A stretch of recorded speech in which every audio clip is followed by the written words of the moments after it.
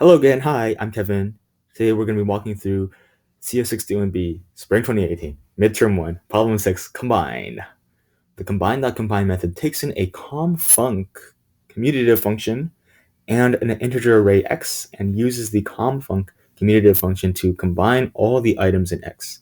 For example, if we have an implementation of confunc called add that adds two integers and we call combine using the add class on the array 1, 2, 3, 4, the result will be 10. Okay, so we need to define the combine method. If the array length is 0, the result should be 0.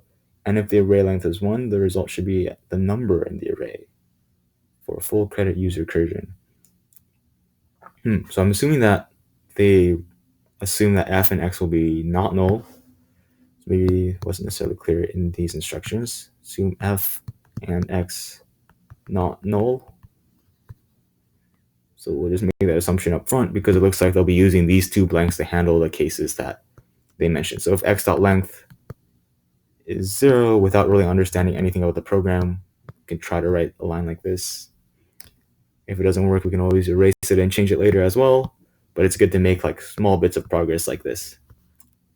Helps keep us going. And if x.length equals 1, come on, you can use 1. All right. And if it's 1, then I want to, the result should be a number in the array.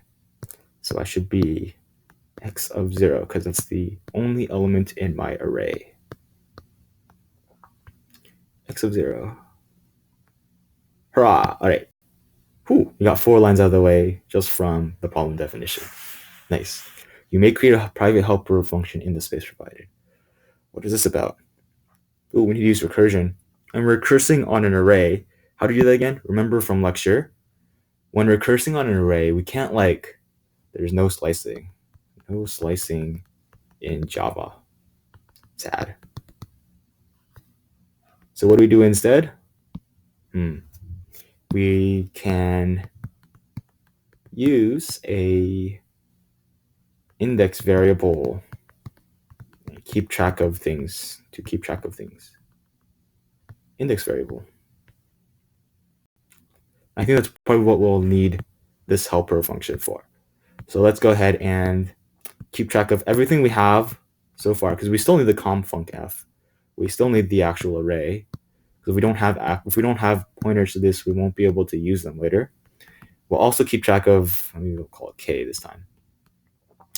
And let's see, when I'm trying to compose this,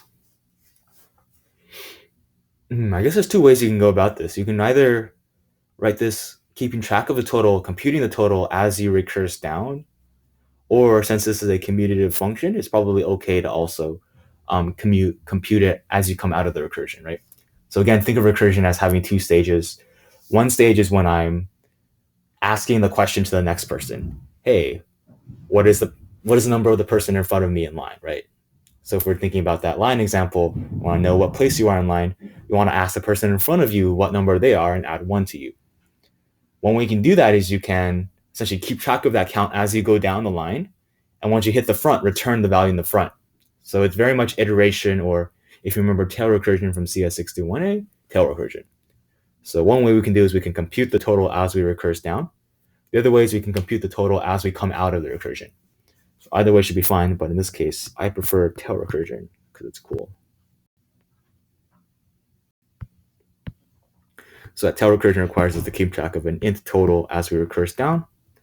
This function should return the total, so we'll know that it should be an int return type. And let's call it helper because the space is really small. Usually give it more descriptive name like combine or something else like that, but helper is fine here. Okay, so if we're using recursion, should have a base case. Base case is my smallest input. But in this case, it's a little weird, right? Because if we're using recursion, maybe it'll help us think of where we start from. So instead of writing the body of the helper function first, because we might not know what the base case is, let's think more about what we should do in the body of the regular combine that's already given. So we're now going to call it helper. This is actually just go ahead and start writing that out. Helper Going to pass in that same f, going to pass in x. I'm going to need k to start at, I guess we have a choice here. We could either start at 0 or start at 1, right? If I start at 0, I could say maybe the total is 0, but that implies that I assume that the totals had to start at 0. But things like multiplication, for example, if I do 0 times some other number, I'll be in trouble. So maybe it's better to start at 1. And because we already know we have at least one element, if our code passed the second x.length equals 1 case, then we have at least one element. And so we can then access x of 0 for our total. So let's just do that. X of 0 is our total. That will be our call to start off the helper. And the helper in the end will do all the work. So we can just return the value from the helper. Okay, so that helps us give us a sense of where we start from. Where does the recursion end? Because we know we'll have computed the final result when we end. And I guess that's when we move k on one by one, representing how far along in the array we are. So if k eventually becomes, if k hits the end, or if k gets to x.length, so k represents what we're about to check. So if k represents what we're about to check, if we're about to check something that goes beyond the last indexable position, then we are done, right? So if it goes beyond the last indexable position, then we're done. So in other words, if k hits the end, return the total which you've computed so far. And then we close the brace. Looks like I have to fit the else here. Otherwise, if we haven't hit that total, what could we do? If we haven't hit the total, probably want to call helper, passing in the same f, passing in the same x, incrementing k by 1. So I'll move my cursor on one by one. I need to consume, or essentially use, the current value in x at index k. And we do that by combining it, f at x at index k, passing in the total, and it's fine to pass these arguments in either order because this function is commutative. Okay, x at index k, and then return this accumulated value, which will have my result. Finally, close brace. And it seems like that should work. Yep. So part B asks us, then we have to, suppose we have a method that adds two numbers. So we have an add class. Fill in the method so it prints the right result. I can use combine. Ooh, but sum all is not a member of combine.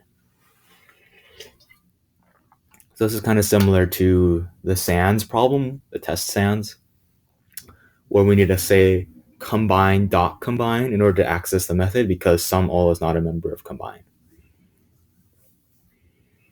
Okay, let's try this out. So we need to figure out how to call combine with the right f and the right x. Well, x is already given to us, so we just need to figure out f. So let's do that. Combine dot combine. Important detail for this code to run. F. What should we choose for our function? Well, I don't really know yet. Let's just pass in x because that's easy. Okay, so now we need to figure out what to put in for f. Well, f has to be a commutative function. Add is a commutative function. But in order to pass in an add, I need to pass in an instance of add. So I need to create a new add object. Usually do it inline like that. So similar to what you've seen in lecture and past exams. And that should do it. So pretty straightforward.